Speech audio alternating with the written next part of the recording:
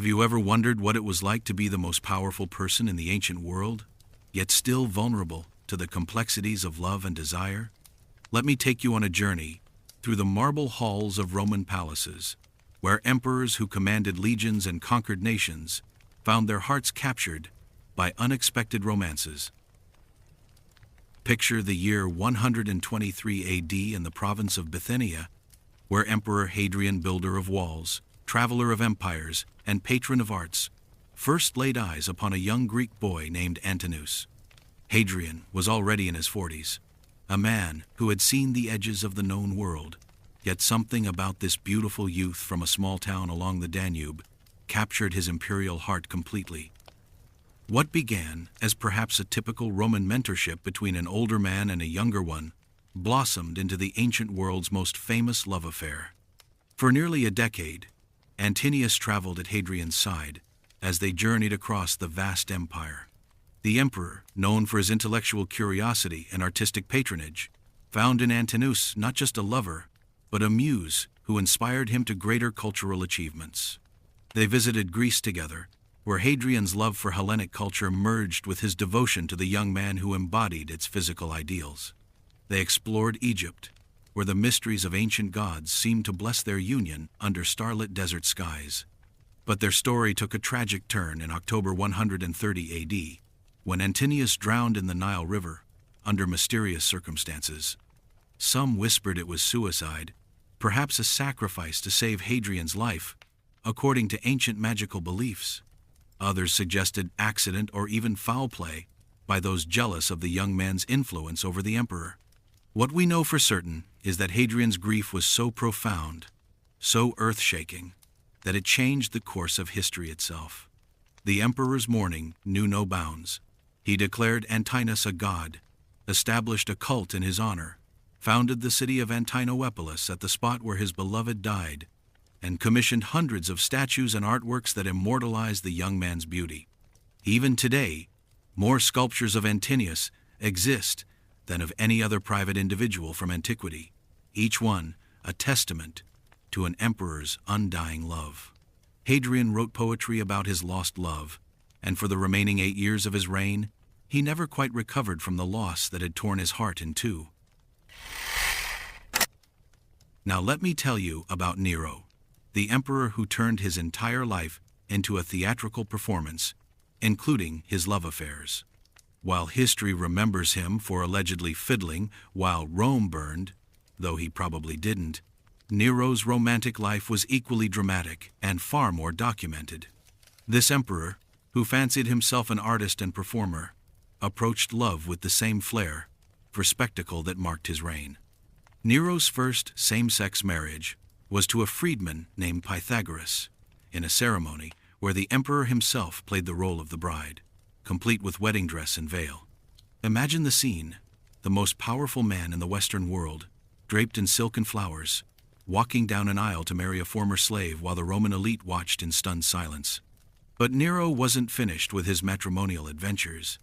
Later, he fell passionately in love with a young freedman named Sporus, who bore a striking resemblance to Nero's late wife, Poppaea Sabina. In an act that shocked even the permissive Roman society, Nero had Sporus castrated and then married him in a lavish public ceremony, this time taking the role of the groom. He dressed Sporus in empress's clothing and insisted that courtiers treat him as Nero's wife, even taking him on official state processions. The relationship was so intense that Nero reportedly declared that he wished his father had married someone like Sporus instead of his mother. These weren't quiet, private affairs, but grand public spectacles that demonstrated Nero's belief that, as emperor, he could reshape society's rules according to his desires. His relationships scandalized traditional Romans, not because they involved same-sex attraction, which was common enough, but because of how publicly and dramatically he celebrated them, turning imperial power into personal theater. Our final tale takes us to the most controversial emperor of all, Elagabalus, who ruled for just 4 turbulent years, but managed to challenge every social norm Rome held sacred. Born Varius Avitus Bassianus in Syria, this emperor came to power at just 14 years old and immediately set about shocking the Roman world with behavior that seemed designed to overturn centuries of tradition. Elagabalus didn't just have same-sex relationships. They appeared to live as a woman would in Roman society. The emperor married multiple men in elaborate ceremonies, first to a chariot driver named Hierocles, whom Elagabalus reportedly called husband, and later to an athlete named Zodicus. But perhaps most remarkably for the ancient world, historical accounts suggest that Elagabalus may have sought what we might today recognize as gender-affirming medical procedures, reportedly asking physicians to find ways to give them female anatomy. The emperor's Syrian religious practices merged with these personal choices to create a reign that Romans found utterly alien.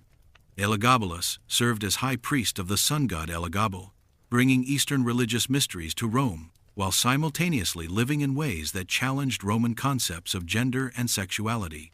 They wore makeup, jewelry, and women's clothing, and insisted that courtiers address them with feminine titles.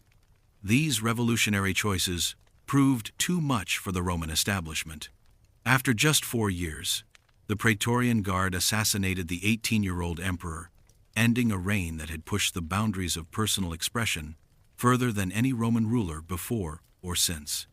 Elagabalus's story reminds us that even in the ancient world, questions of identity, love, and self-expression could be matters of life and death.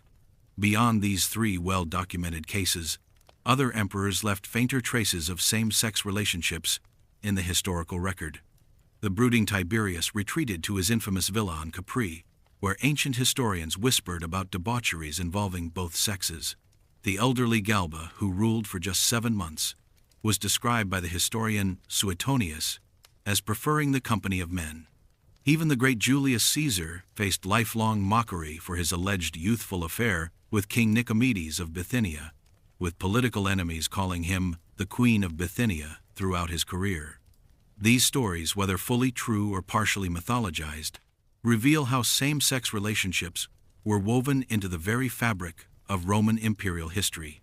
In a world where power was absolute and personal desires could reshape empires, these 7 emperors remind us that love, in all its forms, has always been one of humanity's most powerful and unpredictable forces, capable of inspiring great art, founding cities, challenging social norms, and even toppling dynasties. And so ends our journey through the marble corridors of imperial Rome, where gods walked among mortals, and love stories became legends that echo through history. Unlike modern Western society, ancient Romans didn't categorize sexuality as we do today. Same-sex relationships were common and generally accepted, provided the Roman citizen maintained the active role. What scandalized Romans wasn't the gender of one's partner, but rather issues of social status, public behavior, and whether an emperor maintained proper Roman dignity. The shock around Nero and Elagabalus came not from their male lovers, but from taking passive or feminine roles in relationships and making private matters into public spectacles. Our knowledge comes from historians like Suetonius, who wrote the 12 Caesars around 120 AD, Tacitus, Cassius Dio, and the Augustan history. However, we must read carefully. Suetonius often relied on gossip and scandal, while later Christian historians, like those writing the Augustan history, source for Elagabalus's story, had religious motivations to portray pagan emperors negatively. The most reliable accounts come from contemporary sources. Hadrian's relationship with Antinous is supported by archaeological evidence, official inscriptions, and art commissioned by Hadrian himself. These relationships often had serious political ramifications. Hadrian's deification of Antinous created religious and political tensions throughout the empire. Nero's theatrical marriages contributed to the growing opposition that eventually led to his suicide and the end of the Julio-Claudian dynasty. Elagabalus's gender-bending behavior, combined with religious reforms, so outraged the Roman establishment that it directly led to their assassination. Even Julius Caesar's alleged affair with Nicomedes haunted his political career. Enemies used it to question his fitness for leadership right up until his death.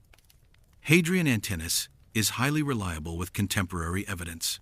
Nero's marriages are reliable with multiple contemporary sources, Elagabalus is moderately reliable from later hostile sources, but with consistent accounts, Tiberius is questionable based on Suetonius's gossip. Galba comes from Suetonius again and should be treated with caution. Titus has minimal evidence.